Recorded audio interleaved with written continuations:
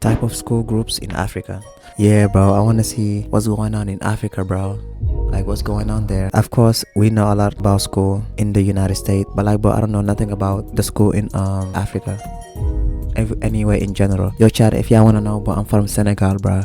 West Africa, you feel me? Alright, so let me see this video. So there are different kinds of college groups in East Africa, but first of all, I gotta warn you, East African college students in general are a whole different breed. This is mostly because no. They're a whole different what he said? Nah, I was gonna say something, I don't know. high school experience in East Africa is so strict and suppressive. It's basically a prison sentence with the occasional 2-week holiday where you get to go back home and spend time. Yo, charge it. Yo. Okay, in my country, bro, I have never went to school before. Like, I have never went to school there before. But like, bro, I heard over there, like, their school is very strict. Like, bro, I don't know if this is true, but like, teachers be beating them though. Like, you know how you put your hand like this and the teacher's like, nah, bro. Okay. Nah, bro, but I don't know if he's gonna mention that. With your parents, who are even worse than the prison you just came from. Put a kid through 4 to 6 years of this, and what you have left is a horny, depraved, starving demon just waiting for college to come around. This is your typical East African college student. So when you take an entire generation of these... Yo, in my country, right? Of course, I have cousins there, but all of them go to school. But their school is wild, bro, okay? I never went to their school, but like, they said their school is very wild over there, okay? monsters and put them in college, they naturally tend to gravitate and form friend groups with other. Like over there, right? I think when you go to school over there, right? And then you have a lunch break, I think you can come back home, you know, even though your home is far away, and then you can come back. I think the school is like that. I don't know if it's Africa in general or in my country, which is Senegal. They're like-minded individuals bonding over shared interests and, well, trauma. So I'll be talking about 4 specific college groups, with each group having its own standing in the social hierarchy. First group, we have the club demons. These people are addicted to clubbing on the weekends. They live for Friday nights so they can go partying. It's not just a philosophy, it's a religion for them. Yo, chat, I don't know nothing about African school, bro, okay? I have never went to school, to African school, bro. But hearing this, bro, I feel like it's the same thing as the United States, right? A way of life. If they were even half as committed and consistent with anything else educational, we probably wouldn't still have the starving kids in Africa right now, bro. Which reminds me, these guys can drink, bro. No pun intended. I'm talking shot after shot, bottle after bottle, all night. Don Julio, Hennessy, Jaeger. You do not want to go shot for shot. Nah, so these are like adult. Like, nah, they don't give a F, bro. With these people, you will die. I'm convinced these people are genuine alchemists of old who've devised scientific techniques to avoid hangovers. Despite chugging entire bottles of vodka, they'll still be up and early, ready to take a test the next day, and chances are they'll get better grades than you. Yo, these guys are truly interesting people, and don't get me wrong, while I'm not a part of this group myself, as clubs aren't really for me, best believe once in a blue moon I'll be down in the trenches with these guys on my 10th shot on a suicide mission to outdrink my club demon friends. These guys know how to make the most out of their youth, man. I just doubt they'll make it to 50. Second group, we have I doubt that, cool kids. This right here is the top of the hierarchy in most East African high schools and colleges. This group consists of the popular kids, the social butterflies, the international students, anime nerds, provided it's not taken too far, the attractive students, and the fashion fiends. Oh, the rich kids too, even if they're assholes about it. And honestly, I understand why. I'm very familiar with this group, and it tops the hierarchy because aside from the negative traits, which we'll get into later, this group as a whole is the embodiment of self-expression with no bounds. The cool kids are often cool because of how different they are from the cultural norms that define, yet at the same time bind. Yo, I heard in school, right? Yo, the cool kids are always getting praise. You know how crazy that is? Of course to American, but I don't know about African school. But he says there's a lot of cool kids. Of course there's a lot of cool kids every school, bro, in any country. In African culture in general, you find the weirdest, most extravagant artist type characters in this group. Anything from crystal hippie chicks to deranged Cardi fans, aspiring YouTube animators. And sexy anime cosplayers. African culture in general is very traditional, and I think that's such a good thing for us to have, but it comes with some downsides that the cool kids naturally break free from by just not giving a fuck. And this radiates loud spiritual pressure that everyone can sense. You don't choose to be a cool kid. The cool kid life chooses you. And to be Yo, honest, I knew he's gonna say that. I knew he's gonna say that. You don't get to be the cool kid, but like they choose you though. You know, that's cold. Am I lying or like that's cold?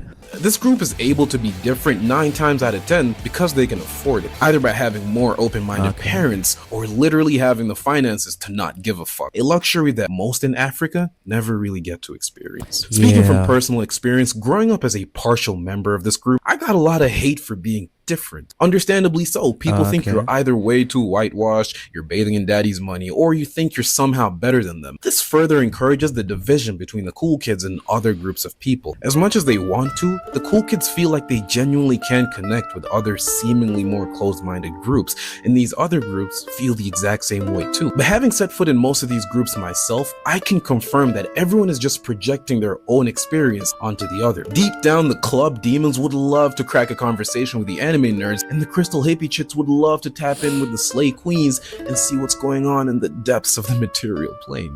We're all human after all, man. Deep down, we all just want to connect. Yo, Chad, you know what's crazy in life? No matter how cool you are, no matter how nerdy you are, no matter how sad you are, everybody somehow will connect together, bro. I feel like I want to talk to someone right now. Okay, if every man is telling you, oh, I don't need anyone, they're lying. They do. There is a dark side to the cool kids, and it can get of course dark. There's a dark side. I mean, darker than any group in this list. The thing is, a lot of members from this group come from either very rich or very open-minded families, and this can easily go too far. Some of these kids in these families are so breaded up that they genuinely believe they're above the law. And in certain countries like Tanzania and Kenya, they genuinely are. With some of their parents being high up government officials, these kids can get deluded with so much immense power. Yo, are these nipple babies? Is he talking about nipple babies but in Africa? You see what happened when you're a nipple baby, bro? You don't care, bro. You think you're above the law. Nah, bro, you ain't above the law. Or at such a young age that you never want to get on their bad side. I mean, imagine dating one of these fat government officials' daughters and things don't work out, so you end up breaking her heart. You think you're walking out of this one alive? Dude, think twice. You're probably gonna get kidnapped, drugged, and the next thing you know, you're in her underground bunker, strapped to the wall, naked, bound to serve the rest of your life as her sex slave. What? I mean, no. Yo. What's up with African school, bro? Yo, I never heard this in the United States. The what? Use you as what? Or maybe he's trolling. Because chances are she's bad as foot, but you get the point, man. They're often surrounded by yes men and no genuine. Yo, yeah, better be careful, bro. Africa, okay? Okay, in the US it's 18 plus, you know. You got what do you call it? I don't care. Okay. In Africa, I don't know about like the law of adults. Even though I'm African, you need to check if she's older for you, bro. Okay, I don't know if y'all do that in Africa. Even though I'm African. Friends, as everyone wants them for their money and nothing more. And with limited life experience, they're often so unaware of the average man's reality that they cannot relate to most people. The overly open-minded ones, that's a free ticket to crazy drug addictions, orgies with hippie chicks on the beaches of Yo, Chad, I'm not gonna lie. I know, Africa, and in my country, of course, we are not rich. But bro, I'm not gonna lie, bro, we have the best culture ever, bro. Okay, Africa in general, bro. Okay, like, bro, sometimes it's not about money, bro. It's about like humans coming together, bro, and chit-chatting, having fun and all of that. Even though money is limited over there, but hey, God is watching over us. You feel me? Zanzibar and, well, witchcraft. But genuinely speaking, I'm one of the least judgmental people you'll ever come across. There's no such thing as objective moral standings. One man's good is another man's evil. Choosing one side over the other is just a unique perspective, and as long as people continue to exist, so will the varying definitions of a good life. And once you understand this, you lose all reason to judge. But that doesn't mean you have to condone it. I mean, orgies with hippie chicks in Zanzibar sounds like a fun time, but when one of these girls offers me a hit off that crack pipe, that is when I draw the line. All right, third group, we have the slay queens. These women are the most superficial and obsessed with themselves ever. Half the time they're on Snapchat taking thirst trap videos of themselves in seductive poses so that they can send them to their mubabas, which means sugar daddy. Yo, this is the same thing as America, bro. Okay, there's girls out here, you know, doing whatever they want. Okay, this is America too. They have the daddy's money. They have daddy's money in Tanzania and Kenya. So those fat fucks can send them money in exchange for their purity. And honestly, this group of girls used to disgust me at one point, but as I grew, So did the confines of my mind. I began to understand why one would live such a life. Some just genuinely do it for the love of the game, and they're having a blast, and hey man, to each their own. Others though, they genuinely have fucked financial situations that cause desperation to take over. Others fall into the illusion of material gain. They begin to desire the Gucci purses, trips to Dubai, and the extravagant lives that some of their friends seem to have. So they go the extra mile to look pretty, take Snapchat videos 24/7, bait mubabas, and hope to strike it gold someday. It's not uncommon to see an Instagram post of one of these girls looking fine as fuck on a fancy trip that apparently she paid for, only for her to ask you for transport money so she can hop onto a daladala back home from school the next day. And hey, nothing against a shaky financial situation, I know what that's like. It's just the fact that they feel a need to fake it for external validation. But I get it, man. This world is a labyrinth, and based off your background and who you are, you're bound to fall into pits that most people, in their ignorance, find laughable. That aside, I can't lie, they are some of the finest girls you'll ever come across, and their party tendencies are right up there with the club demons. So if you're genuine friends with one of them, you're probably in for a good time. The fourth and final group. Okay, what's the final group? Yo, seeing this video, bro, yo, I know that a lot of African school people, bro, they drink.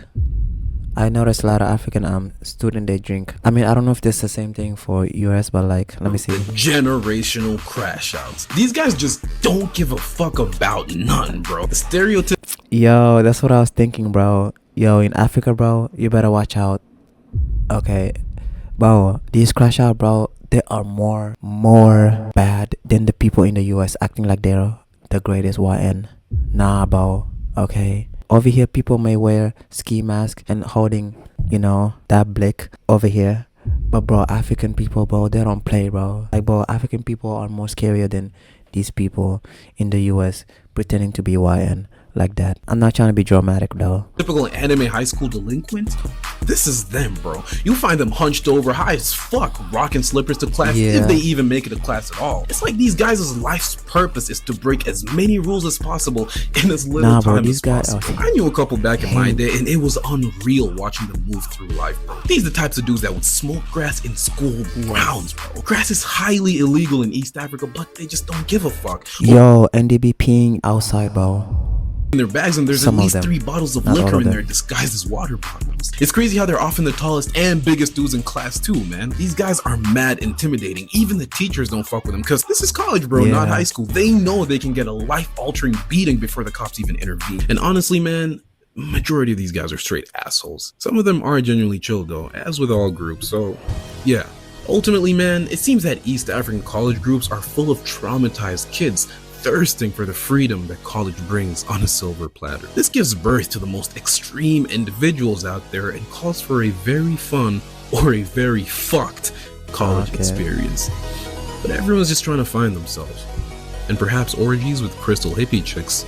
Shout out to him though, cool animation.